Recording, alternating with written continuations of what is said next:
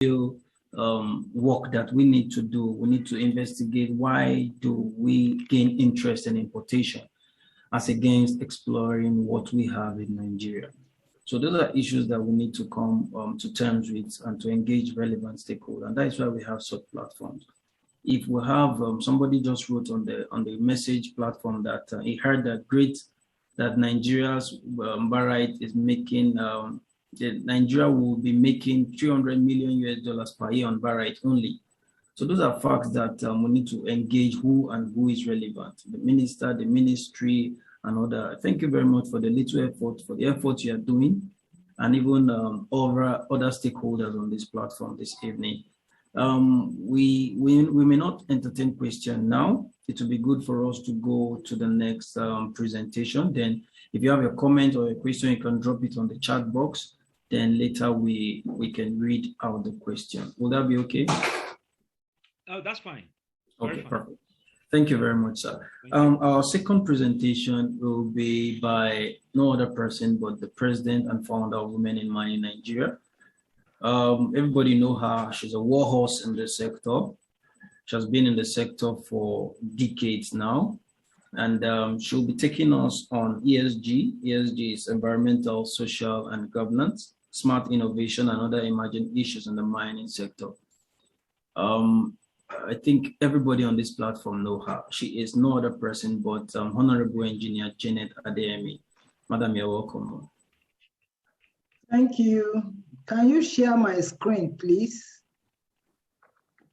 However, before I start, let me pay homage to my teacher, my mentor, my father, my brother, my friend, Professor Bankole Dayo Aku, who is celebrating his birthday. He taught me in school, and whatever I am today, he made significant impact. He was my lecturer. And in those days, I didn't know he was building me up for research. There were no internets where we graduated, no Google, no search engine. But when you do your little research you do, he will just take my paper like this and tear it into shreds because it's not good enough. So once again, I pay homage to you. May you live long to enjoy the fruits of your labor, the efforts you invested in we, your students. Once again, we say happy birthday.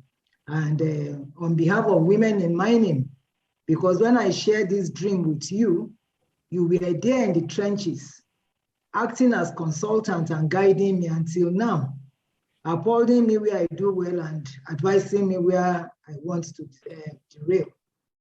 I want to say thank you to you and thank you to your neighbor wife, who is equally a pillar of support. Now going to our topic of today. Can you share my screen, please?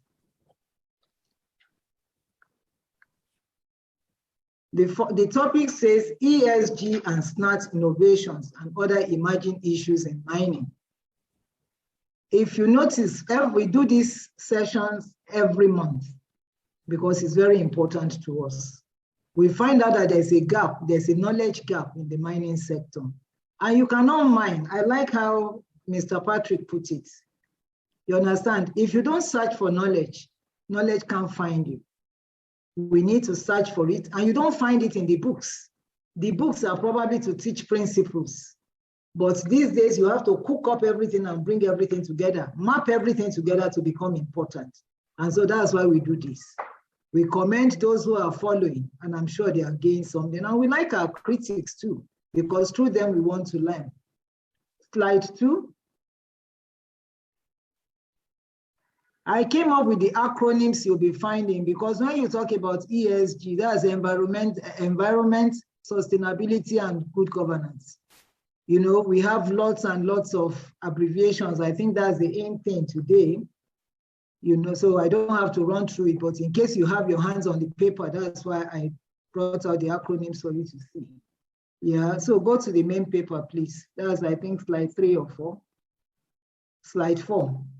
Slide 4, I said ESG has gained prominence as part of compulsory tools, indicators to account for in the course of doing business, especially in the mining, which negatively impacts the people and the environment. For institutional investors' main objective and the investees' company main obligation was to maximize short-term returns for shareholders.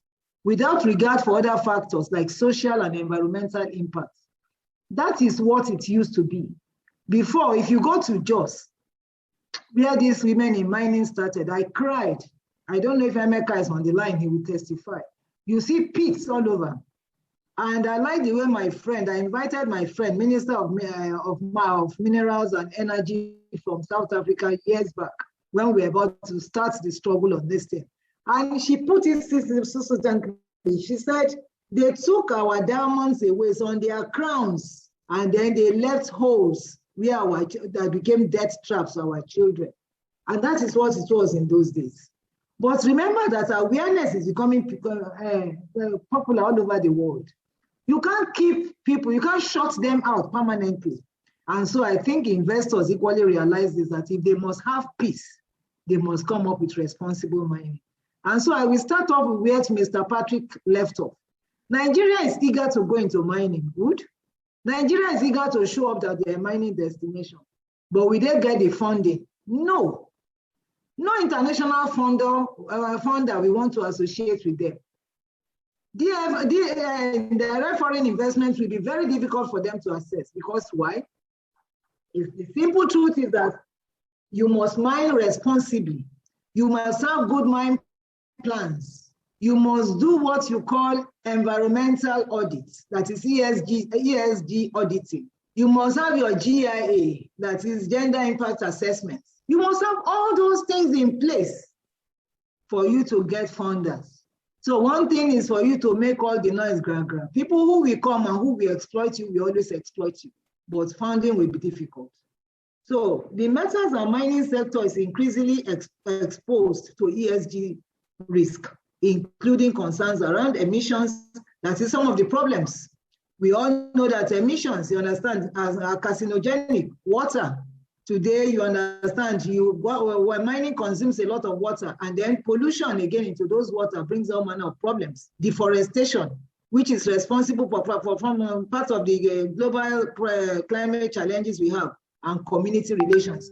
You see them living in castles. Even their mine camps are beautiful. Like when I was in the House of Reps, we went on a facility tour of Shell.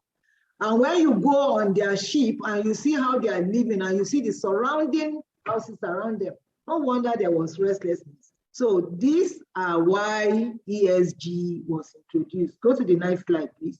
I'm going to be a little bit fast. The next slide, please, slide 5. So what are ESG criteria? ESG simply means environmental, social, and good governance. Criteria are usually by socially conscious investors and shareholders to screen investments. And you know what I said? Yes, you have done your feasibility studies, you've done your bankable studies, you've done everything. But investors whom you want to woo, sound investors, IFC, money lending institutions, we want to look at your report. What's your scorecard? Your performance rating. Have you done this? Have you done that? There are a list of about 26 items under ESG that you have to do. Once you pass it, investors, and they know that you have good reserves, they will be the one running after you. So ESG can also relate to ESG reporting. That's talking about data disclosed relating to ESG criteria, like what is the greenhouse gas emission, of 2018. They want to look what is coming from your direction. Then the performance, you understand how are companies performing in the ESG domains. What are you doing? What are the things? What is your relationship with the community? What is your gender inclusion policy? What is your climate change policy? What are your environmental policy? How do you discharge your waste, your effluents, your leachates? All those things are things that will be assessed. And here's then a third party. Now they have professional groups, and I'm happy to tell you that that's what I went for, and that's why I'm so crazy about ESG now.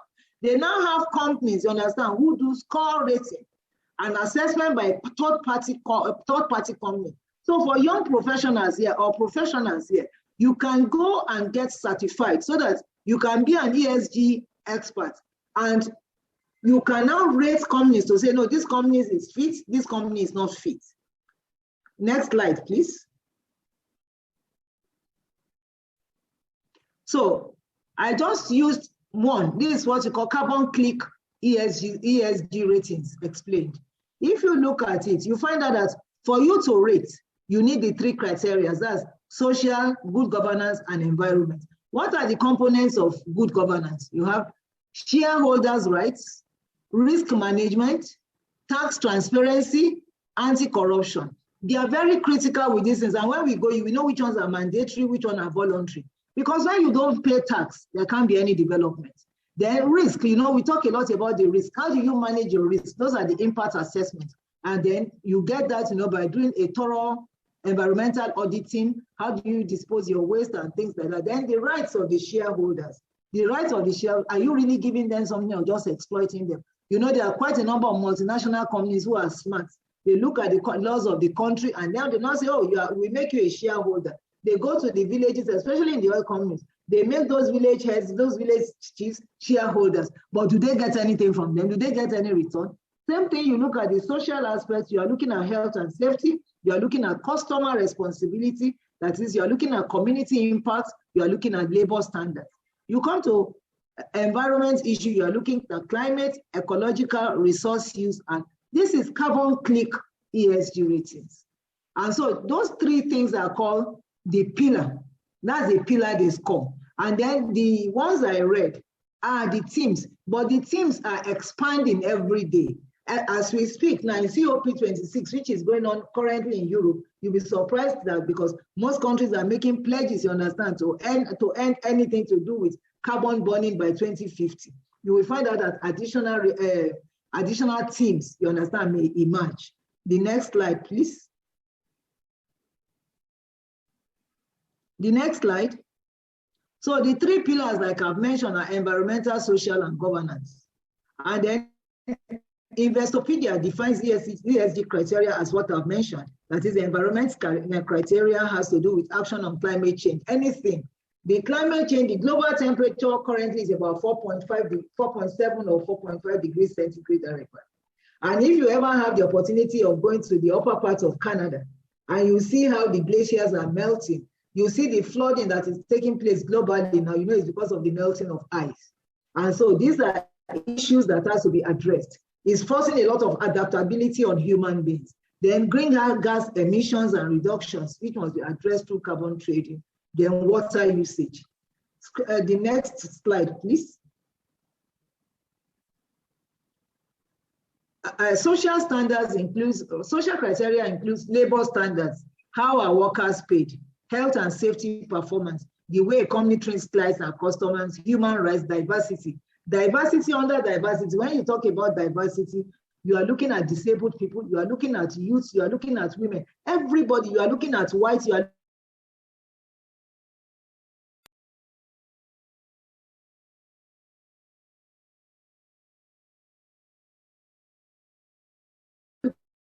looking at green. There must be the composition of that country, the composition of that community. I hope you are hearing me because my internet is saying it's unstable. I hope you are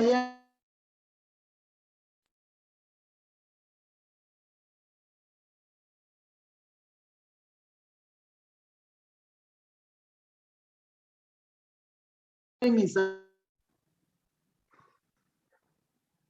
Hello? We can hear you, ma. Yes, go ahead. Go ahead. So I needed to be very sure. So that diversity is very important at the table. Then when you talk of good governance criteria, how do they deal? That is the company's leadership, the executive. How do they do? You understand their pay? Is there a pay gap? Their audits, do they allow auditing? Internal controls, shareholders' rights, anti-corruption measures, transparency and accountability. How are decisions made across the table? Is the decisions also profit their company alone or to profit the entire chain? So those are things you look at under good governance criteria. And you can see because the world, that is the United Nations Security Council, is hammering on people. You can see people, different countries now coming up with new frameworks to do with mining, or else you'll be ostracized. They will ban you. Nobody will buy your minerals. Even if you have abundance of minerals, it has been done in Ivory Coast before. It has been done in Sierra Leone before. It has been done in Angola where they banned their diamond. Next slide, please. Why is ESG becoming so important? ESG is becoming so important because the companies are required to be compliant with growing number of regulations in the mining space because of its adverse effects on climate change. Mining alone generates about 4.7 degrees centigrade to heat the earth. And this thing must be revised back to 1.5. No wonder coal, you understand, which is the greatest culprit, you understand, is being banned. And they are telling, though countries are still pretending now, countries like even America and China are still defaulting, and even Australia, but everybody is winding up, you understand. The Europe are always obedient. They've closed up most of their coal plants, and they are telling everybody you must close up before 2050 and switch to cleaner energies. ESG is increasingly critical from strategic and marketing perspectives. If you want to sell, if you want to make business in mining, if you want to do anything in mining, then you have to embrace ESG. There's no shortcuts to it. Indeed, various factors can be identified as shifting strategic focus to ESG. The push factors such as compliance, which is mandatory. You have mandatory compliance, which is very, very important. If you don't do it, you can't even show yourself to be a miner in the international space. You can be a champion locally and do what you are doing locally. But when you are isolated, what benefit is it? Then you have what you call voluntary reporting and legal obligations. In our country here, for instance, we have the Mining Act, and then we have some other issues that we discuss. Move to the next slide, talking in terms of the mining cadastral licenses are issued. Can you move to the next slide, please? Mining cadastral, your licenses are issued. You just can't go there and take land, or else you become what they call scavenger mining or illegal mining. No, the slide before this one, please go back. Go back one step. Please go back one step. The pull factors, you have what you call competitive advantages in differentiating from peers. Because if somebody is doing so well with their ESG reports and you are not, you'll be sidelined. Nobody will look at you. Then corporate values, you want to brand yourself to say, this is who we are. So you need to make sure today the BS Rio Tinto, they all hold their head high. You understand? Because of the things they do. Newmont is running after them to do the same thing. And that is why any company that must excel, companies like Polyguard, who are trying to come up from the beginning, must embrace ESG. Then technical, because how do you dispose your waste? These things are very important. The social, political, and reputational risk management is very important. And that is why companies are embracing, adopting ESG. So let's go now to the mandatory obligations. Emerging mandatory obligations are country dependent and are listed. Each country has mandatory obligations you must do apart from the international ones. So can you move to those slides, please? The next one. So for example, if you look at UK, the Bribery Act, God save you if you are caught, especially when you are trying to do anything related to mining. And you have that. And in our own country, we have something like that, even though we talk about bribe, at least it's on paper. I don't want to talk too much about government this time around because they say I talk too much about government. So the thing is that at least on paper, we know we should not give bribe. So it is mandatory not to bribe to make the process very clean. Then the Mining Act 2007 and the administration of the mining cadastral. The mining cadastral is supposed to be digital. The mining cadastral is supposed to be digital. Digital in the sense that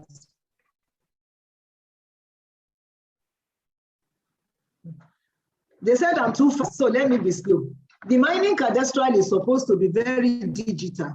Digital in the sense that if you are in Australia, you are in the North Pole, you are in the South Pole, and you want to obtain license, you should be able to get the history of the license online.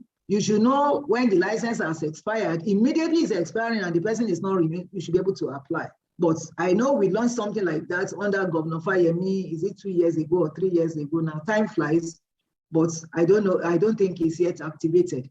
But we need to do that because that's what obtains in other clients. So that's what obtains in other clients. It becomes a lot easy. And then when you look at the economic community development, you understand, organizations of economic community development called OECD, they ensured that anti-bribery is one of the things they are very, very against in the extractive industry. Then we all know that we have NAETI in Nigeria, is to monitor transparency, in the industry.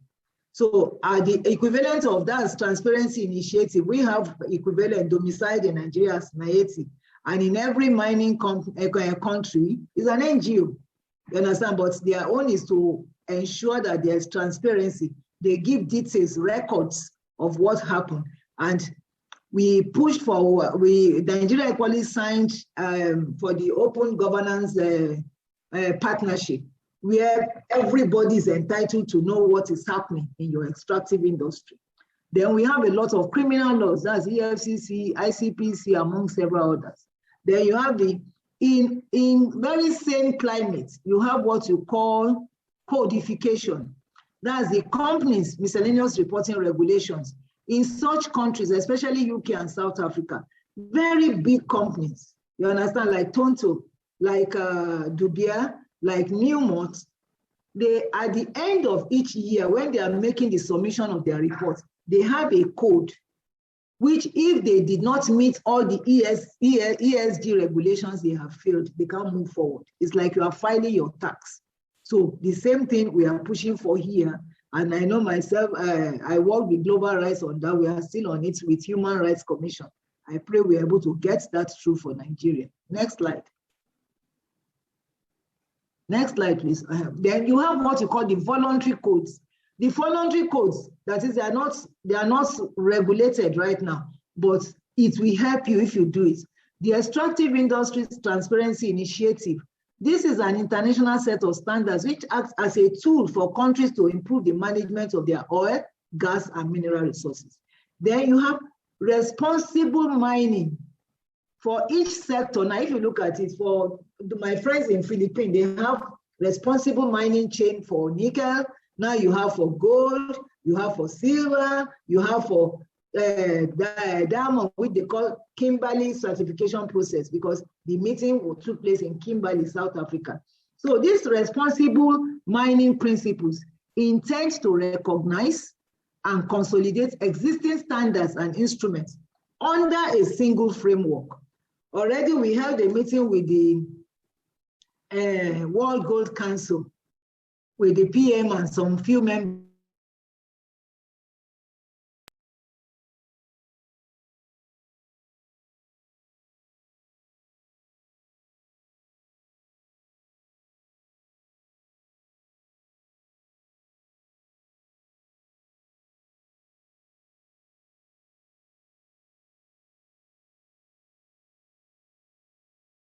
And the principles, you understand, came up with quite a number of regulations. They were the one, I think they engaged Fowler in 2002 to look at issues in Sierra Leone. And that again led to the issue of certification. So you have these things, but it is always advisable. Next slide. What you call voluntary today, a smart mining company will embrace it, because tomorrow it becomes difficult to go into this thing. But if you have started, you've already started building a foundation, easier, you understand, when you go into it for you to flow in it. Next slide, please. Next slide, voluntary codes overview.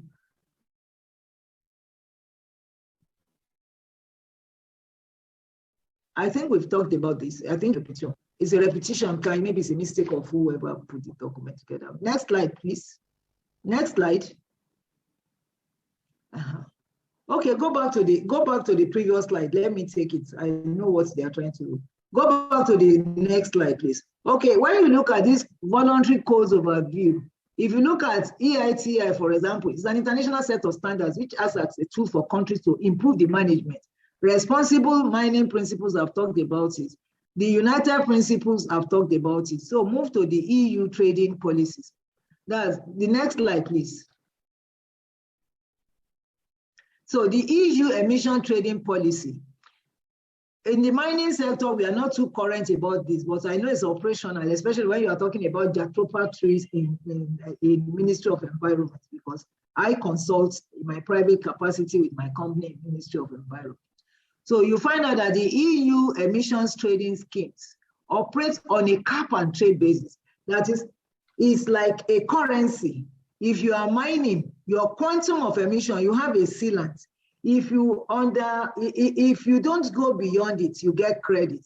If you go above it, you get debit. So that's the simplest way I can put it. So those exceeding their quota need to top up their allowances. That is, you pay more or reduce your emissions. So it's also discourage people from using, so it's telling you technically to go for renewable methods, that is to avoid polluting the environment with whatever methodology you are using to mine.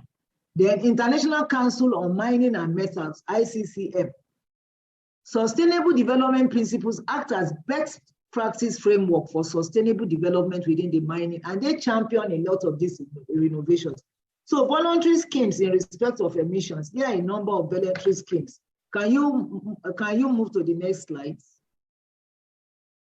In terms of emissions now, you understand, we are not talking holistically about all. That is about carbon. You have the carbon trust standards. You have the green gas protocol and carbon disclosure project. All these are voluntary disclosing, where you give information on your processes, methodology, and all that. So then the task force on climate-related financial disclosures, and then the Sustainability Accounting Standard Board.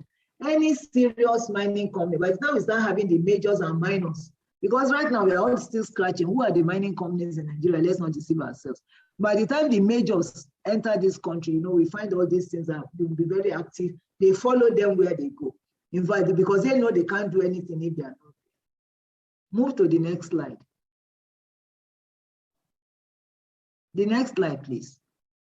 So I just did a graphical, a pictorial representation of what environmental, social, and good governance is all about, the various criteria, which I've mentioned earlier. So move to the next one. So those are just presentations, coming up with different fashion. If you look at it, in some cases, if some people put recycling process, it's still just presenting the same thing, the various components, you understand, in this thing. If you look at its recycling processes, emergency, that is how ready are you in case of disaster. You understand, your early warning systems. These are all energy efficiency, because then your green gas emissions, renewable fuels, what kind of fuel are you using? Are you using fossil fuel? All these things are things that has to be documented. Under social, some people will say, we didn't see women. When you talk of diversity and inclusion, the number one thing there is women. And that's why every company must have what you call GACI, the GACI plan. The GACI talks about gender, it talks of environmental, it talks of inclusion, and it talks of sustainability. You must have that plan. It's a different plan on its own, where you are doing gender impact assessment, gender auditing, the gender gap pay, everything will be analyzed under that sector to know what you are doing. Yeah, move on. Move on. Why is ESG important? There are a number of financial benefits that correlate to companies that pursue a high ESG performance. ESG is very attractive. It's just like honey to bee. Is it honey to bee or bee sugar to whatever? You understand? It's attractive. Once investors are who? They have money, but they are, in fact, if you are very familiar with Shark Tank in America, they have the billions, they have the money, but they just listen to you. You come with your wonderful ideas, and once they buy it, they make you a millionaire. So it's the same thing. So investors are always interested in, they have the green investment funds. They tag themselves to boast of having funds, clean funds that they want to invest in a socially responsible manner. So once they find out that you have a good rating, your scout card is high, they will invest in it. So that's one of the very reasons why people, mining companies, you understand. And no, it's not only mining companies when you talk, as long as you interface with nature, whether you are into real estate, whether you are into anything now, ESG is very important. And that's why if you are on LinkedIn, you find out that every day they are looking for sustainability director in very blue chip companies, because everybody is redefining and rebranding their companies. then better performance. When you have an ESG rating that is high, you understand, you find out that your performance will be better because you can monitor every component. Because virtually everything you struggle to get, everything is transparent. Or on the touch of a button on your computer, you can get all your facts. There are better financial indicators. The better financial indicators, because you have third-party groups, various third-party groups. MSCI is one of them. That report high ESG companies experience. They have low cost of capital. It's less volatile earnings. They don't make because all the risk, they have factored it. They know what is likely to happen. So it's not as if they are mining and something collapsed and they lost everything. They have to pay insurance, pay compensation and things like that. So they have lower market risk compared to companies that have low ESG companies. Move to the next slide. The next slide, please. Additionally, KPMG reports some examples of long-term benefits created by ESG activities, like adaptability, evolving business models. If you like my brother now, I hope he's still online, Polygraph. If you incorporate ESG even at a lower level into your company, by the time you want to brand into a bigger company and you are getting investors, it becomes extremely easy for you to translate from model A to model B. That's just what that point is saying. Then prepare for regulation. You have equally prepared your child. It's just like a parent who does a lot of coaching for her children at school. Maybe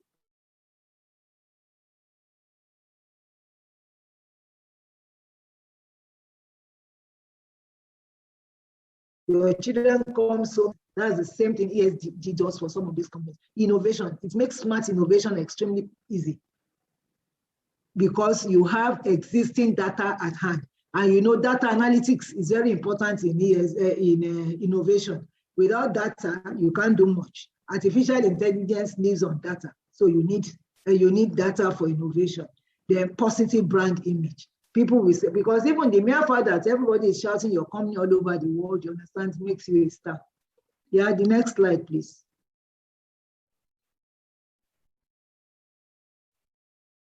So, recommendation for voluntary codes. We recommend that mining companies consider the voluntary codes applicable in each sector and jurisdiction in which they operate or have entities incorporated, and prepare a group-wide strategy for complying with various requirements.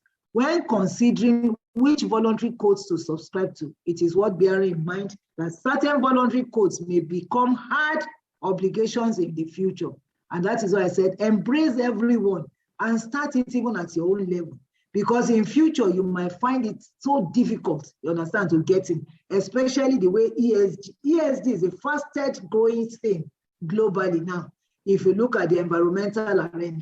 So you need to make sure you incorporate it at this very early stage. Thank you. Next slide. Investor expectations. Investors and lenders are increasingly focused on ESG factors when making investment decisions, which means that in many cases, in order to access capital, miners will need to demonstrate commitment to ESG concerns. I've explained this. I made the note detailed because of when we are sending. I'm always mindful of the fact that young students are on this link, and so we want them to be able to read our notes at the end of the whole thing. Investors concerned about ESG can obtain information from a number of sources, in addition to disclosures made under the regulations and codes. So if you think you are making disclosure and because they said it's voluntary, the mere fact that you are not providing the information, some third-party groups are collecting your information. And that's why you have the FSTE for good, DJSI, Sustainalytics, MSCI, so many of them, you understand, are in the domain. And so you'll be amazed at the kind of information at their disposal. Yeah. Next one, please. Next slide. In addition, a number of institutional investors are publicly committed to taking ESG into account when making investment decisions. For example, the Dutch pension fund. Dutch government gives out, Norwegian, they have so much money than they are described, I think, as the happiest people in the world, but they believe so much in responsible investment. It's central to all their investment philosophy. So if you want money from there and you have good reserve, just like my brother has demonstrated, you have this, you have that, they look beyond that. What's your ESG policy? And the moment you have it, you can be sure. And the names we dropped here are the main names that sponsor mining. BlackRock, you understand, is another one. You know, the CEO of Alliance Global Investors is another one. You understand, who dwell principally on good ratings. The next slide. The next slide. The next slide, please. Investor roadshows are fast becoming a platform at which investors can ask ESG-related questions. And it's a major event twice a year now in UK, including how a company's initiatives align with relevant laws and ESG codes. In addition to informing how investors deploy their capital in the funds, ESG factors have also led to shareholders. Now, if you know that a set of law is protecting you, you can ask questions because those questions are already designed. You know, the template is there where you can ask, you understand, the company where you're a shareholder, how are you doing this? So activism in the boardroom is very, very rife. Whereby existing investors use their shareholding to seek to influence the relevant company's ESG performance. You can mandate your company, you understand, to comply in terms of compliance. So in the oil and gas industry, groups such as Follow This has been making, is a group, Follow This has been making themselves known at annual general meetings, often diverting, and there's another one, Global Witness, that's another one, have been making themselves known at annual general meetings, often diverting attention from other key strategic messages, which boards wish to communicate. We anticipate that mining industry will soon follow as a target. Yeah. Next slide, please.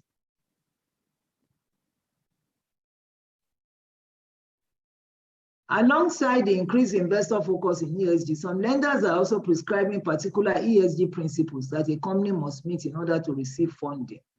This places scrutiny on miners' management plans.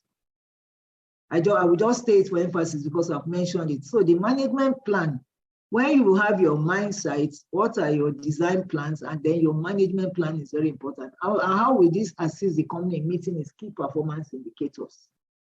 Other bodies, including the World Gold Council, are lobbying for insurance. I mentioned it in the meeting. I was a panel in the meeting with the minister and the governor of Nasarawa State yesterday.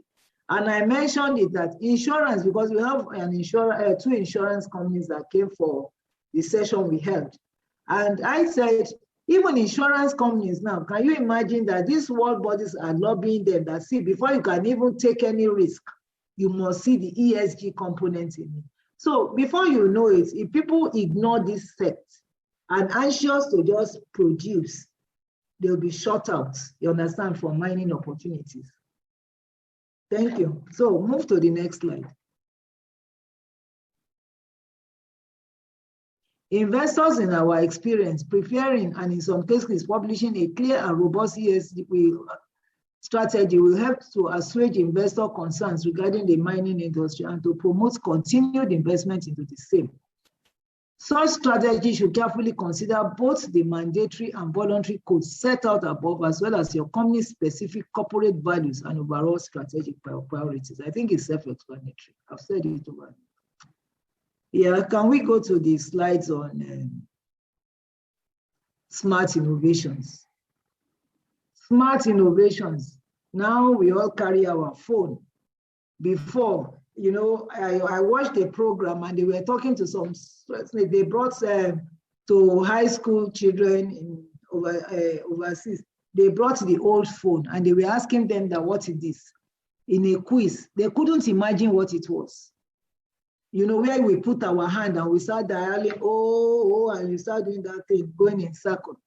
Why? Because smart innovation has taken over. Smart innovation, simply put, is change and how we change in doing things. That is, nothing is static forever. And that's why I'm happy I'm a scientist, you understand? It's always changing. And so this change has affected all stages of mining, from exploration That is when you are using maybe your aeromagnetic survey, your geophysical survey, your resistivity survey, your vertical resounding methods and everything to explore. And then exploitation, when you are bringing that resource that you have quantified, you have found that, and you are bringing it out to processing, and then to adding value and taking it to the market. I omitted markets there, and value addition to the markets. All those things have gone through various innovative processes. And then the father of all innovations was engineered by COVID. It's unfortunate that some of us lost some of our dear ones with COVID, but COVID brought the major change that shook the world. Forced everybody, you and I, you are listening to me now because of innovation, smart innovations. You understand, where we are using 4D, 5D, 3D, you understand, to communicate. So innovations are coming up every day. Next slide. Next slide, please. So advantages of innovation is cost efficient, achieve zero carbon, the targets. You want renewable energy, clean energy, zero harm, because you can be precise in what you want to do. You can be precise. That does not mean there are no accidents. You can imagine, you understand, when you fly drone, or you send in missiles, and that at times you make mistake and everything, but you still get your targets. So precision, zero waste objectives, because you can calculate everything. You have your feet stop, you know precisely what you want, while enhancing yields and real-time decision making, increase productivity. Accidents are reduced to a minimum. We are all witnesses some years back when the Chile mine collapsed and people were trapped and they were looking for all manner of methods to bring them out. Reduce the impact on the environment and support conservation, because you see, you encourage recirculation, recycling. You already know where you will dispose, you know what you will do, you understand, which is especially in mining companies, even the water that is being, you recycle the water, the quantity of water that is coming out, the one you will recycle, the one you will die, you understand, unlike before when you just release, water that is contaminated, you just release it like that carelessly. That goes to destroy vegetation, destroy groundwater table, destroy animals, so many things. So green technology, reduce impact on environment. Okay, sorry. Reduce accidents, I've talked about accidents. Reduce the impact on environment and support conservation. So green technology driven by renewable energy is the recommended now. Now, if you read anything, it's green initiatives. In medicine, it's green initiatives. Everywhere is green initiatives. People are running away from fossil fuel because of the danger fossil fuel is causing. Better opportunities for women to work because of automation, and they can work remotely. Before, men said, oh, mining is their field because we don't have the kind of muscle they have. You understand? We don't have their six packs. We don't have this. But with automation, and a typical example is Sima mines in Mali. When I went there, you understand, it's a gold mining industry, and it's automated. You will think you're in your sitting room. You have beautiful ladies, you understand, with their nails, with their makeup and everything, working. And then when you see even the facilities on site, you wouldn't believe it. So, and then remotely now, people are able to work. You can be in China, you can be in any corner, you understand, maybe Poland, and you are working somewhere because you work remotely, because you have an interface, with which you can work. So, next slide, please. Then safety and productivity, because it's enhanced production, environmental production. Okay, I think through improved waste management efforts, tailings are being processed more efficiently.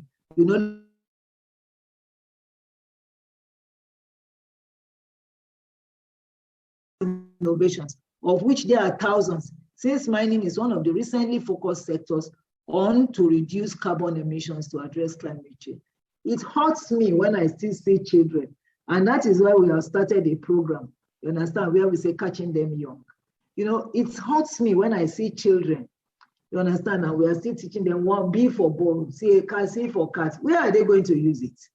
Without going to school, you can learn. So why do you have to be doing B?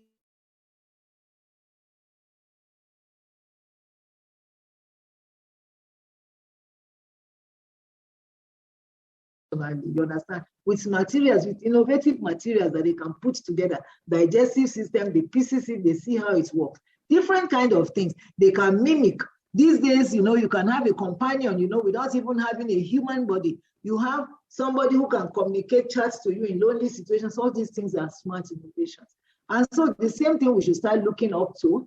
And all these things must go hand in hand in our mining system. We can no longer make the mistakes some other people made, or else when we may catch up with them.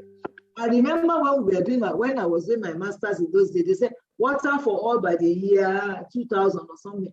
2000 then looked far off because I was talking of 1981 or 82 or thereabout. Year 2020 or something. But the thing came and now there's no water at all.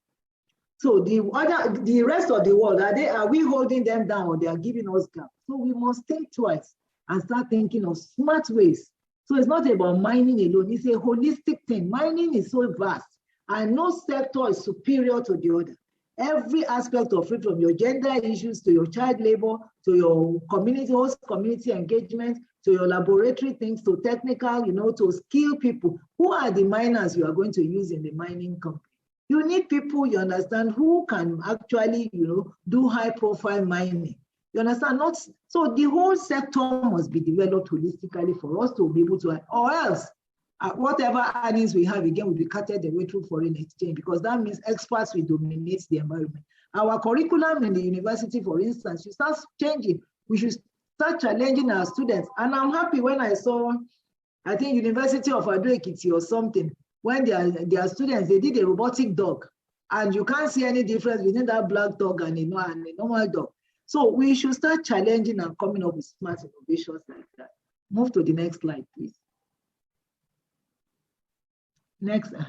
Why smart innovations? I said why? Or green mining technologies. The answer is very simple. I've said it over and over. Mining is a major culprit. It contributes about 4 to 7% of greenhouse gas emissions globally. And there's pressure from governments, from investors and society to reduce these emissions. Or else, the cancer level is increasing so because direct rays from the sun. Every time I travel to some countries, you see me as well where the temperature is extremely terrible. You find out that it's so difficult for you to survive. Your skin will burn and everything like that. Why? Because of the rays of the sun. They are no longer cloud covers. So there's the need to reduce greenhouse gas. Then array of innovations now occur in this space. From software engineering, people are coming up with different softwares to accelerate. My guy is here now that we tease him. I remember in those days when we go to the field for field resistivity survey, he will carry his lumber, by the time we finish, we start doing curve matching. We will bend down. Who does that again? I'm sure if you say any student currently reading geophysics and you say that's how you used to do your interpretation, the person will say what? Because these days you have technology and that is as accurate as anything. So rapid advances in technological innovation through automation, you have robotic engineering, you have nanotechnology, you have all manner of those technology now in space, digitization and electrification are having a fundamental impact on the mining sector.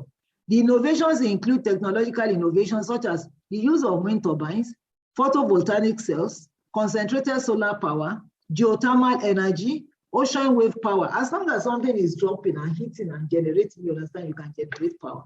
And many other emerging innovations. These are sources of clean energy rather than using fossil fuel. Because the fossil fuel, we see that when it burns into carbon, and you see the whole area, you understand, being polluted. A few technologies shaping the sector include autonomous vehicles, where you don't even find the driver, you just program it. I pray now that very soon we have, as well for those of us who are lazy driving, or that's one that they showed, I don't know, maybe it's imaginary, that car that is flying, you understand, if everybody can fly and you can beat hold up, especially going to Lagos, that's a beautiful thing. Automated drilling, where you sit down, you are just looking at, I used to supervise drilling projects before, and I know how terrible it can be, especially when you have a deflection when drilling. But now you have a camera to monitor, and you already know where you are going. So precision drilling, and then tunnel boring system using drones and smart sensors. you know, to do whatever, drones for your survey, drones for to capture whatever you want to count, and then smart sensors. You know how much money is being saved now, right now in the mining companies. I learned, is it Rio Tinto is saving more than $36 billion, you understand, from all their smart innovation things. So to me, it's an area that is worth looking at. And then the younger generation, that's an area they should focus on. It doesn't need too much to all you have to do is be interested in coding, be interested in artificial intelligence, you understand? And all those things added together, you understand, will give you the needed space you need to do it. Because when you see people who are really into coding, it's not too much education that you have to go and sit down until you kill yourself, you know, reading, and then you start cheating. The reading self, you won't read, you'll be looking for shortcuts. Next slide. Next slide, please. A few examples of innovative technologies. I just gave one. You can read about the Marvan P Analytical provides very real equipment, real-time elemental analysis. That is, you get as right even on your conveyor system. On your conveyor system, you're able to do analysis, mineralogical analysis, moisture monitoring, everything you need to know, the parameter, right on the conveyor system. You understand? You are not trucking. You know what that trucking even does to the road. Then the noise level. You know, so many things. So with conveyor system, you can extend your conveyor, you can reduce your conveyor, you know, to the length you want, you know, and all these things goes a long way to help. So they are frontliners, you know, when it comes to innovations in mining. They have monitoring of mineral content on the conveyor. They have they can reducing the amount of acid used in the beneficiation process, improving heap leaching percolation rates by accurately determining total clay content, providing information on the gig minerals, which is available. You know, those are minerals which you normally before you think are waste, but they are no longer waste because everything is recirculated, which is valuable when optimizing flotation processes. Next slide, please. Next slide. There are various innovations for wastewater disposal too, and circulation for sustainability, trace element determination. There's a lot out there on innovations, and keeping up with the rate of development is also challenging. Innovative engineering design for diverse conveyor belts abound now, especially when you have high angle conveyor belts, you understand, for very deep-seated mines. You know, even to even balance that conveyor belt, what they designed them precisely for particular mine, Brazil. And when I read about it, I felt so excited. The development of open pit mines is accompanied by an increase in the depth of quarries, changes in mining and geological or mining conditions. So these days, there's flexibility. You design equipment, and that's why, again, when we talk about mining in Nigeria, we have not started. For us to start, it must be holistic. When you are mining and you find a loot and you can't access it, are you going to rush to China to call the person to come? That will take on before you get visa, before you do this, the well will have collapsed. So we need to do a holistic development in the sector. Ensuring further increase in the production of large quarries depends on the correct choice of flexible technological scheme, which is what I've explained. The next slide, please. Excuse me. So I just gave case studies there. Rio Tinto is one of the leading innovative mining companies which has made giant strides in automation, helping the company become the most automated mining operation in the world. I am amazed when, because we all meet in a forum. That's the women from Rio Tinto, working with Rio Tinto. Number one, they are so gender compliant. They have women in very top positions. So when they attend the meeting on international women in mining and they are sharing experiences, you can't but marvel at what they do. In fact, they are one of the leading companies now who is sponsoring what you call the he for she in the mining sector. And then they made sure that by 2025, 50% of their workforce, you understand, will be women. The Barrick Gold is currently engaged in 140 energy efficient projects across operations and now sources for more than 19% of its electrical power from renewable energy, which is significant. Like Rio Tinto is also currently running a pilot mine in New South Wales, Australia, that tests methane capturing technologies and a carbon dioxide storage project in Victoria, Australia. I was not trying to look at the laboratory in those days. When you look at the chemical composition of anything, once you know the different parameters, well, it's because we are not trained to do it. You think of what device, under what temperature, and you will find that there will be separation, and you are capturing whatever is separated, and then you are reusing. So companies like Ecosphere Mining are focusing on water reclamation and recycling products. Next slide, please.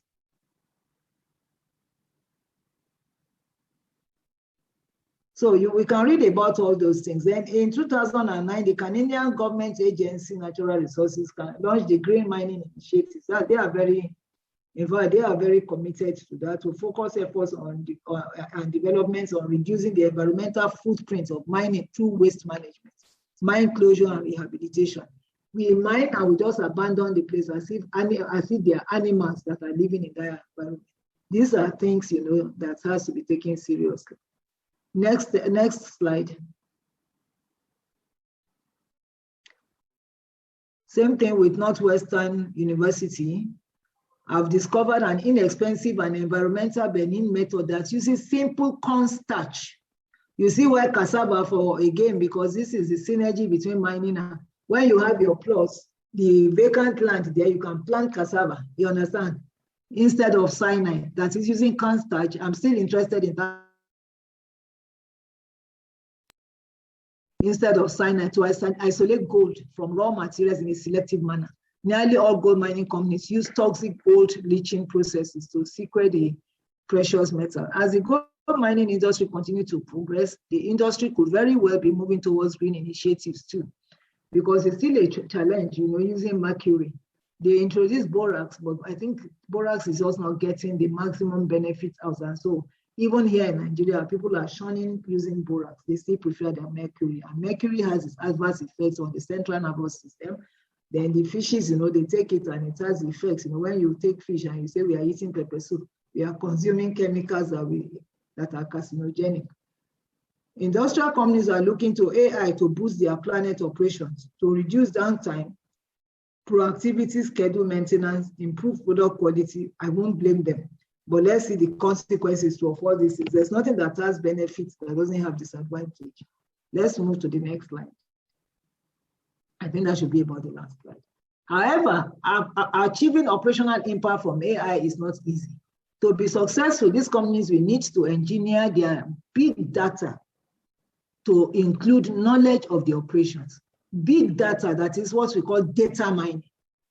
And that is where we need synergy to all work together. Here in our country, we like to hoard. When you're in a particular space, you have an information you are hoarding, then we don't even keep the data. If you want to develop your AI sector, we must all learn, you know, to pull data together. And so these sets of data, some crazy guys will just sit down. All you just have to do is put fridge, put drink, put snacks there for them, 24/7, they are coding and they are checking and they are checking. And before you know it, they will come up with something. So to be successful, these companies, they need to engineer their big data to include knowledge of the operations.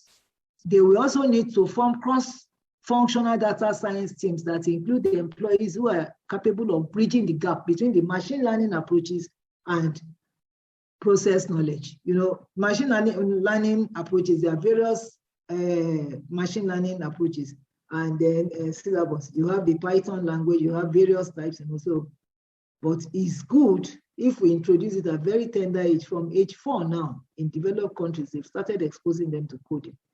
Once these elements are combined with an agile way of working that advocates interactive improvement and a bias to implement findings, a true transformation can be achieved. And I pray for that transformation in our sector. Next slide, please. I think that should be the conclusion. Yeah. Next slide. Governments. So governments, we need to ensure automation and artificial intelligence technologies do not, that's the disadvantage, do not undermine shared value efforts. Because if you are not careful, you find out that with automation, you are in your own world. So the shared value efforts we have must not be denied. Then employment opportunities will be reduced. That's why we have to be skilled in whatever we are doing. Don't ask somebody that I have a BSc geology. Yes, BSc geology. Be skilled. Apart from that BSc degree, you must have something. Whatever we are doing now, we talk about training. Most of us don't even know the importance of training, and yet we want to operate in the mining sector. Mining is not like before, that you carry it in your suitcase. For you to be operative in this sector and for you to be vast, not even to be cheated, you have to understand this sector. such as employment and investment in local communities. Because if not, if these people are just doing their things, they might not look at it that we are not polluting the environment, we are not doing anything. Why should I do any CSR? So all these things are things that are important. So in addition, governments need to consider how to ensure that their policies and legislation allow permitting to consider innovative proposals while managing risk. Last slide, please. Hello, last slide. So my conclusion, in any case, with various factors pushing and pulling mining companies to be more engaged in ESG, in order to stay competitive in the market, mining companies will have to pay more attention to this going forward and ensure that they have a sufficient strategy in place to meet relevant laws, comply with codes, and indeed satisfy stakeholders. Smart innovations are a must for all mining companies to embrace and will be a future criterion to weed off non-compliant mining companies based on cost efficiency, productivity, etc. Once again, I say thank you, and then permit me to recognize my president, the president of African Women in Mining, Dr. Georgette Barnes. I know she registered, so, and I want to say thank you to you, my dear president. Okay, thank you very much, Honorable Engineer Janet Adeyemi, for that wonderful exposition on ESG, smart innovation, and other emerging issues in the mining sector. And I believed each and every one of us actually picked up one or two things that are very innovative, that are very useful in our day-to-day workings in the mining and extractive sector in general. And just to say that ESG has become a very strong criteria in even in the trading of minerals.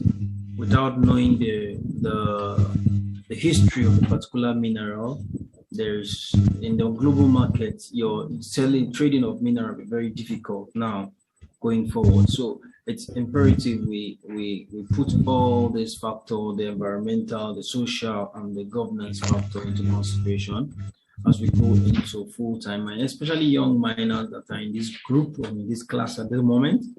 It's there are innovations coming up, innovations regarding mining.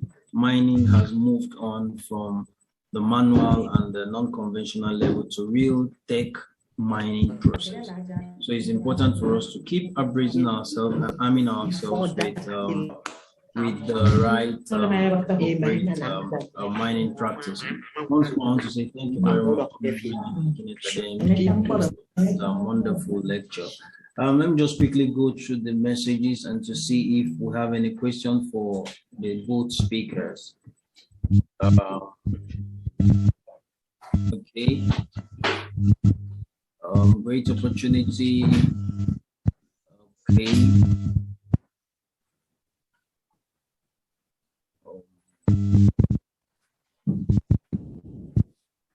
A lot of comments, but no questions.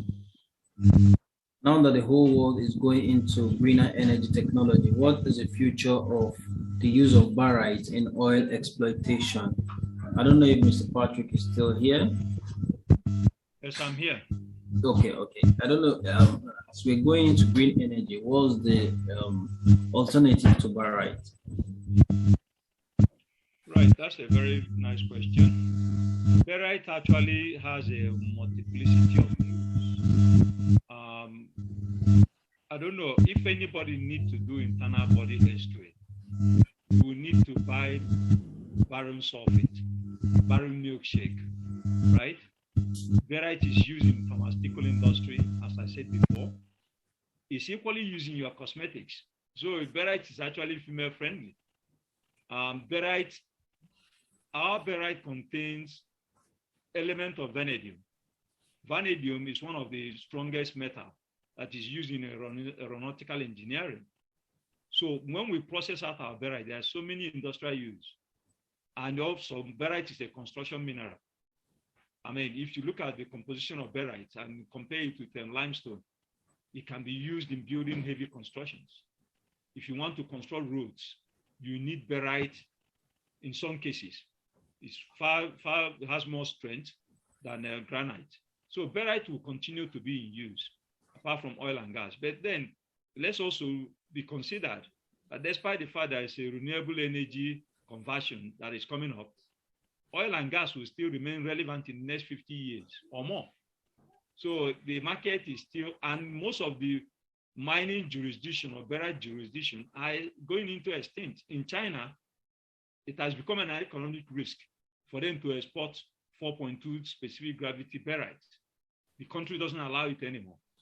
So in our own case, we still have pristine barite that is majorly used. So it will still retain some relevance going forward. Thank you. Okay, thank you very much, Mr. Patrick. So Olushola, I think that is very clear. Professor Ako has a comment. I don't know if he's still there. So over to you, sir. Thank you very much. Let me add, even if we don't explore for oil, we always explore for gas. So barite will still be useful in the next many years in terms of drilling. Now, I must congratulate Polyguard. I wonder what magic they've been able to adopt to be this successful. Because when you look at what they are doing, it's a typical example of what I think will happen in this nation. If we take his appeal to government for help, can I ask that simple question? Has government helped herself? If you take Ajaokuta, for instance, and Nyomko, Itakbe, as typical examples, I participated in searching for iron in this country in the early 70s. What has happened to that industry that government handled? So I will support a situation where I expected him to have recommended that instead of government doing anything, everything should be handed over to the private sector with just support from government to enhance the performance of these various entities. When we talk of ESG, beautiful, wonderful. I've been living in Canada now for the last 5 years, and I've been attending the conferences. It's a major thing. Yes, in Nigeria, who are the miners? I want to ask, who are the miners? The legal miners or the artisanal miners? I've visited some of the minefields with Honorable Adeyemi, and I've seen the situations there. How are you going to preach ESG to such people when government itself is helping to undermine ESG in such environments? So what as the cement companies, what has happened to them? You go, you drive past Okoro, you drive past the one in, you are still bothered with all sorts of environmental pollution. What have we applied to them? What has happened? And then when we talk of, I'm interested in that Northwestern University thing about cassava. But let's not forget that cassava contains cyanide. So, which of the variety of cassava is being used for that purpose? I think that's what we must also look at. Smart innovations have always been there in the oil industry. We have horizontal drilling, which has helped so much. You just bore one hole and you can go in different directions to meet your target. Nowadays, drones are being used for geophysical exploration and mining and all the rest. Yes, what we need in addition to education, when I mean education, is skills. We need skills. There's no use carrying a certificate where you cannot do anything. I congratulate both speakers, and I still believe they should have recommended that government to hands off many of these issues, just enhance the situation. I hope what is going to happen in the bitumen field, we would apply these principles that we are talking about. Thank you very much. Thank you very much, Prof. And happy birthday once more. Engineer Janet wants to respond. Thank you. Thank you, Professor Aku. I don't expect anything less. However, I've always said it that mining is yet to commence. And I don't know, but and that was why when people ask me, where is your license? I laugh. You understand? Because when you know that it doesn't seem to have, we play politics with it, and so much money had gone down. Polyguard is my comrade and my friend in the trenches. And that is why I made sure I put us side by side today so that we can, because I've never spoken on this training platform. But because he was coming up, I just said, let me compliment him and speak. So the truth of it is that Polyguard is here, and I called him and I told him, I said, see, if you are waiting for government, you will age. I know a number of people who carry these licenses. I took these licenses, I gave up the license because you'll be paying royalty, and Nigerian governments are always interested in royalty, in what comes in as revenue. We don't think of what we give out back to the people.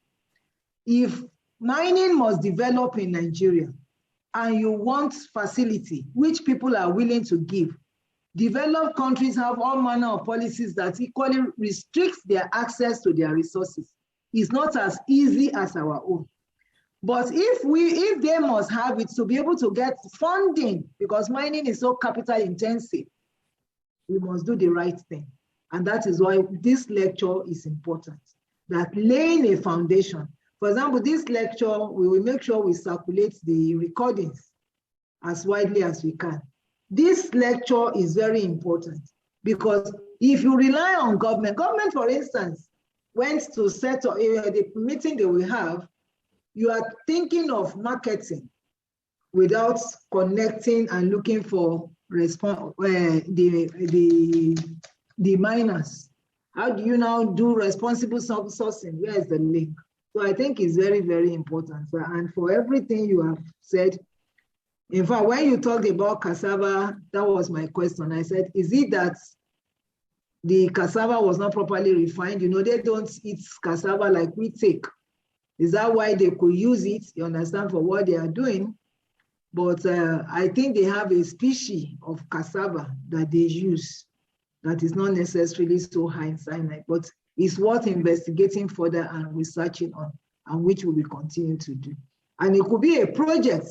I could talk to the head of department in Ife, because I'm so committed, honestly, and we're working with students, working with different groups, even though the students are not even showing up because they don't know the importance. And I want to commend a young guy like Talia Tolatunde, you understand, who constantly, because I'm sure you have one thing or the other to gain. The women themselves are not as committed as we expected because you want to be in the mineral trading sector.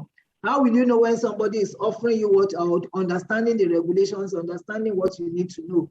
If you are buying gold, this gold, I purposely wore it today. If you are buying gold, you must get the certification documents now to make sure that it is responsibly sourced. If not, if you are traveling and they are searching your luggage at the airport, if the guy wants to be nasty, he will ask you, where is your certification? So the seller must have a certification, you must have a certification to ensure that it is responsibly sourced. So these are little things we need to know, and then we will continue to play our part. We know our peculiar problem as a country, but we continue to do the little bits we can do within the space. Thank you. Okay, thank you very much. We are 10 minutes past 6 p.m. I want to give Martina 1 minute and Talila 1 minute to just speak, and we should shut down for today. Over to you, Martina.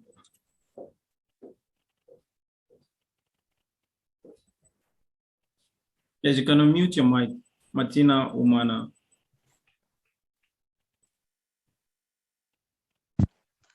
Hello, good evening.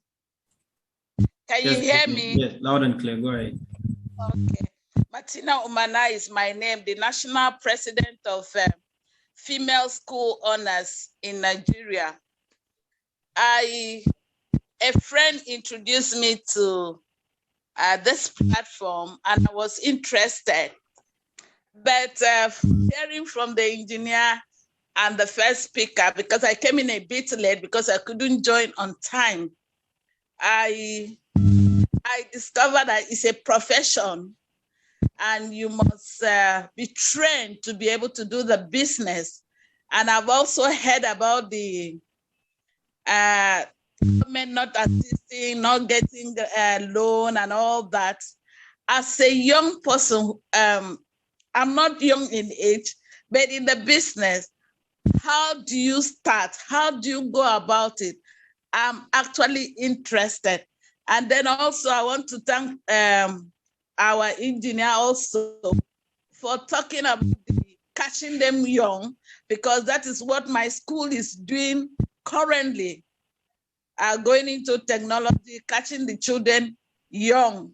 So there are so many things, so many questions that I should have asked to be able to really know more about this. But because of time, I think either I will get your number or the number of engineers so that I can communicate with her after this. Thank you, sir. Okay, thank you very much. Let's listen to Falila. Good evening, everyone, and it's a pleasure to be here.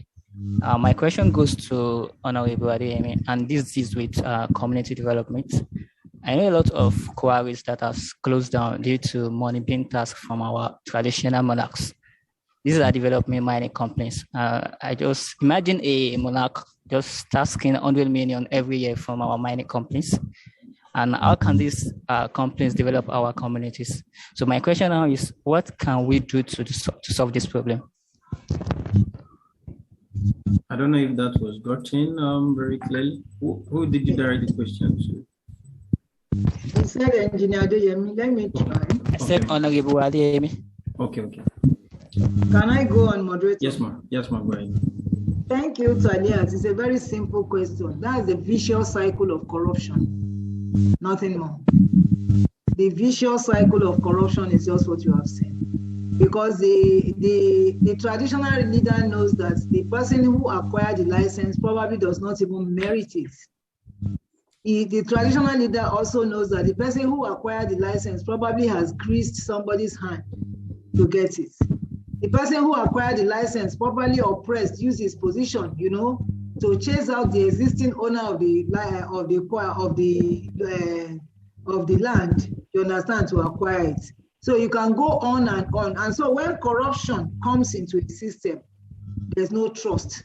So everybody is now dog eats dog. There's no mercy. You understand? Your master comes home, you know what the salary of your master is, but you saw that he built a duplex that is worth 500 million. You understand? You see him carry Ghana must go. How do you think the traditional leader will survive? This the traditional leader must equally extort his own and get his own. So it's not good, but simply corruption. Because the normal procedure, if it is transparent and you are talking of accountability, before you issue out license to anybody, there must be what you call community discussion, where you sit down, the stakeholder, you will sit down. That's the transparent process. Everybody sits down. NGOs are there. You understand? So you all sit down and then you discuss this project. We are bringing this project. You talk about the merits and demerits of the project. And then they too will raise what their fears are. In the process, you come to a midpoint. You both agree. And then that way, no community leader can come behind and meet you, because instantly a task force will be set up. You understand, that we include the community and your own staff who will be working with you. You understand? But because corruption is in the air, anything goes in Nigeria. So I don't know, maybe I've been able to answer you, but that's the bottom line. And that's what obtains in go to NNPC here. You find small boys who don't know anything about oil. They get projects and then they come to me. Can you execute this project? But to me, I say, God forbid. Or somebody comes to you and says 60-40. I say, God forbid. And that's why I don't have money, because I can't be a slave. That slavery mentality, I don't have it. You understand? So it depends on the system. If we choose not to do that and go through a transparent process, nobody will, that community leader does not have the audacity to ask for anything, because it's the community that we demand. And then the community now, there'll be negotiation. And it's not money. They will demand, oh, this is what we want, this is what we want, you know, and we'll be able to do it. Some even promise, once they settle the community leader, they don't even go back there. They give the money and they do whatever they like in their bank. And the community leader himself does not deliver. Yes. So I think thank you very much for in a better position to talk because he's a mind. Thank you very much. Thank you very much. It's unfortunate we've run out of time. 16 minutes past our time. Okay, Fortuna and Mr. Patrick and everyone in this group. It's unfortunate we can't take more of your comment. Hello. Yeah, we can take more of your comment. And then we need to appreciate each and every one of us for taking time to be in this class. We hope to continue. Can I add something on the community? There's something I want to. Yeah, there's a list. There's a listserv. There's a listserv that we are going to share all the slides on. You can still ask your question on that listserv. We're going to add everybody, new and existing persons who receive the slides, and you can also make your comment virtually on emails, and our resource persons will be open to comment. May I add that on the community issue, right? As the distinguished ladies and gentlemen, with this comment and question session, and I hope that it has been very insightful and innovative and educative. Thank you very much. See you same time, same station, same venue, same everything next month, November. Have a good evening.